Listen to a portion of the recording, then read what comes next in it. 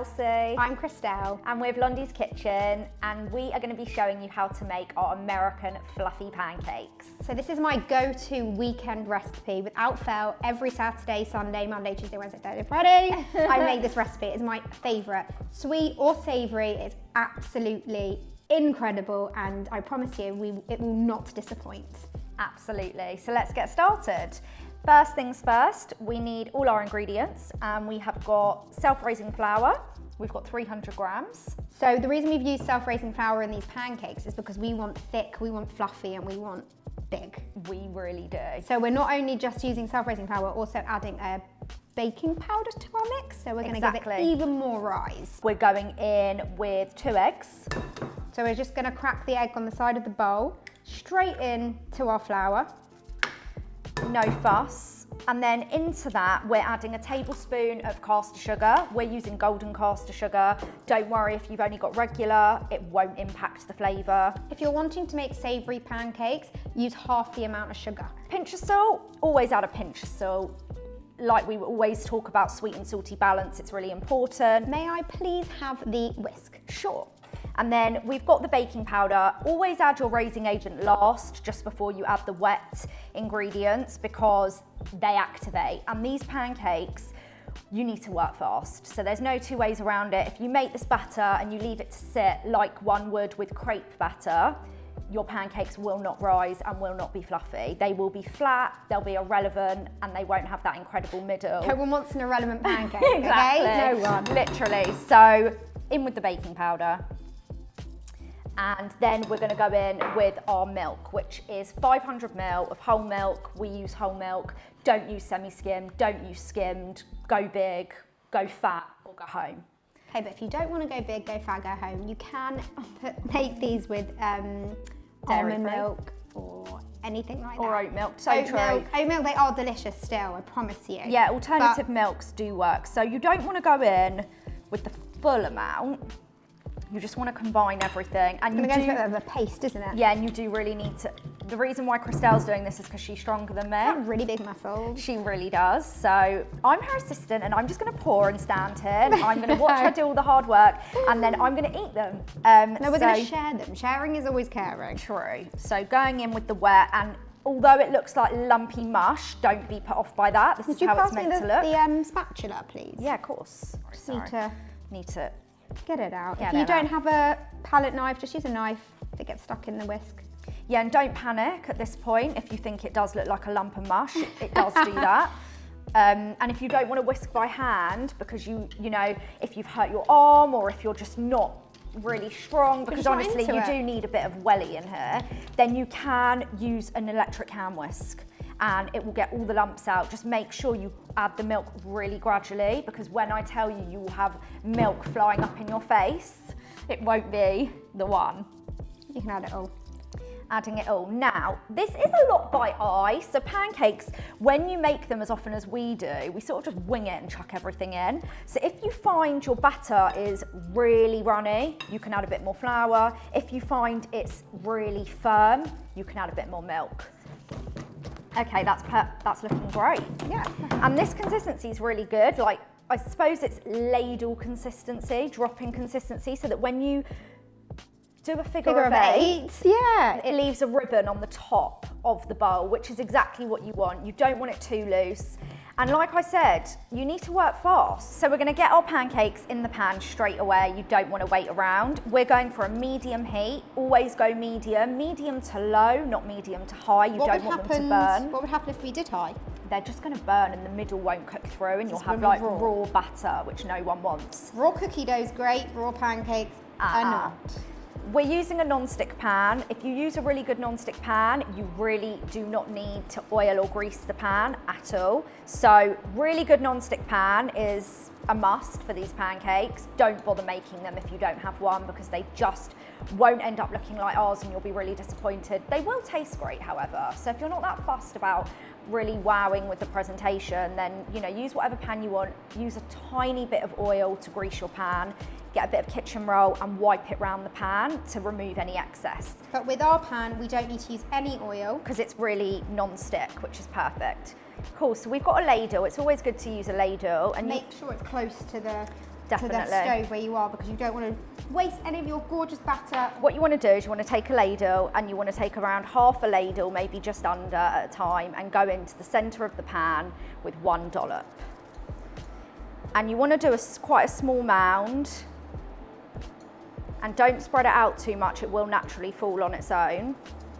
Depending on the size pancake you want, you don't have to do half of a ladle. You could go for a full ladle if you want really big pancakes. And what you want to do is you want to start to see the bubbles form on the top of the pan. The first one is always the worst. This is the one that you get to eat. So this is like the dud. So we're going to go for size here. This is a tiny bit too small, so the next one will go slightly bigger. And as soon as you start to see bubbles appear on the top, you're ready to flip. But until then, do not touch. You have to be really patient, okay? So Which we find really hard. I can't. Kristelle finds it harder than me. She literally... No, it's not funny. I actually cannot be patient at all. Oh, no, we've got a bubble. Yeah. See, now we have one. Perfect. Don't peek. But what you want to do, non-stick pan, turn it, and as you turn it, you'll see it just immediately start to puff up. But like we said, the first one's always the worst, so that's like your one that you can just eat on the side. So do I get to do that now? Yeah, of course. And that's ready. So what you're looking for is both brown on either side, nice puffing in the middle, and you can transfer it to your plate. And then what you can do is you can, if you've got loads of people over for brunch, you can actually get them in the oven on a really low oven. They're really fluffy inside. Really like, fluffy. oh my God, this one. And now we're gonna go again. And when all the bubbles appear on the top, that's when you want to flip.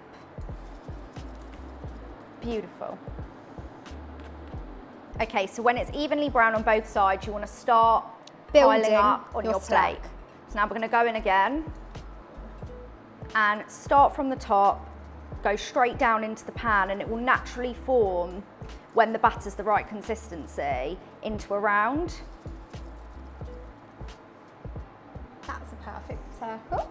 And it does naturally form into a perfect circle if you just let the batter lay on and don't smear it around the pan. So that's exactly what you're going for, and consistency is everything. So this is the exact consistency that we want. Do you know what I have done once is I have had spinach where I've pureed it and I've Kristelle added it into my pancakes. So then I've got bright green pancakes. So it's perfect if you're making pancakes for kids and want to get a little bit of vegetables in their diet without them knowing. I'm talking about like monster pancakes or anything like that. Do you adjust any of the milk or anything? Nope. Same amount? Same amount. So with the milk, I blend it in a blender with the spinach and it doesn't affect anything. Oh, that's so good. And that's nice with like smoked salmon, poached eggs. Smoked salmon, poached eggs. It's a different type of pancake, isn't it? That's really nice. Also with kids, when you're wanting to give them something, or even yourself, like you want it to look incredible. So the bubbles are appearing on the surface, and now we're ready to flip. And look, it's rising. Yeah, and you just watch it puff up. So pretty. It smells so good. My tummy's rumbling. And then, yeah, we just build a stack, don't we? Mm-hmm. And there's something always cheeky that we do. So if you get one that isn't perfectly round, that one's going to be on the bottom. Exactly. So you want to make sure that your perfect pancake one is on the top.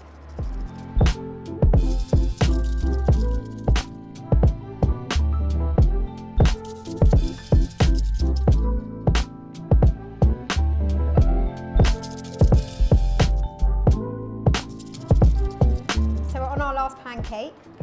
Yeah, I think we should stop now. We have a bit of batter left, but you know, we're going to stop. I think it's enough for both of us. Look at our stacks. So yeah, just stack your pancakes up. Like we said, if you're serving them for lots of people, you can put them in a really low oven, literally like 50, 60 degrees, and then take them all out at the end once you've made them all, so that they all stay nice and warm. So we've just cleaned up, and now we've got our stacks of pancakes. You could go really big and put these all on like a big sharing board. Kind of a showpiece stopper. It really is. It's a full-on showstopper, but we've halved them on plates because we want to eat them and we're pigs, so we're going to actually enjoy them. So I love berries, so I've got mixed berries here. So I've got blueberries, raspberries and strawberries. I've got some sliced banana. I love a bit of banana.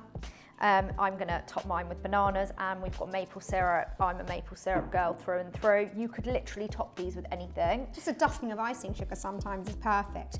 And some Nutella. Maple syrup. Golden syrup does not have the same effect as maple syrup. And it just doesn't have that like mapleiness. I don't even know if that's a word, but genuinely, maple syrup is just I next couldn't level. believe where it came from. What do you mean? As in, I didn't realise how they made this. Sorry, nor do I. Do you not know? I haven't got a clue. Don't lie. Don't lie. I haven't got a clue. What do you think? I think it's from a tree. No, it's from a tree. It's from a tree. Now it's open. Wow. Do you want to pour? I love pouring, sure. So I'm always maple syrup first, then followed by toppings. Wouldn't recommend topping, then syruping, just because then you drench all your toppings, but it's obviously entirely up to you. Wow. And to be honest with you, that isn't enough, but I'll start with that amount. Do you want some? I'd love some. So you go in the swirl. Oh, wow. Food porn. And then I'm going to just top mine with some bananas. This reminds me of, do you remember that episode of Sabrina the Teenage Witch? Of course, all we do is refer to programs that we used to watch. Oh my God, and she had like the pancakes. Oh my Everyone God, was so she jealous. had the dream and She the had maple syrup, and I remember And I it think so those well. pancakes looked incredible. So I'm putting some bananas on top and around the plate just to make it look nice. You don't have to. You can decorate however you want. Like Kristelle said, adding a bit of icing sugar really does add that va-va-voom. You can get a mini sieve and... I'm not doing this very well. Oh, No. so this is our American fluffy pancake recipe. So easy. Don't forget to delicious. like and subscribe. And we hope you enjoy. Please make sure you tag us in all of your amazing recipes if you make them. Right, I'm going to tuck in. Okay, same. I wonder if you're actually gonna, could you eat all these? Can I eat a whole? Probably not.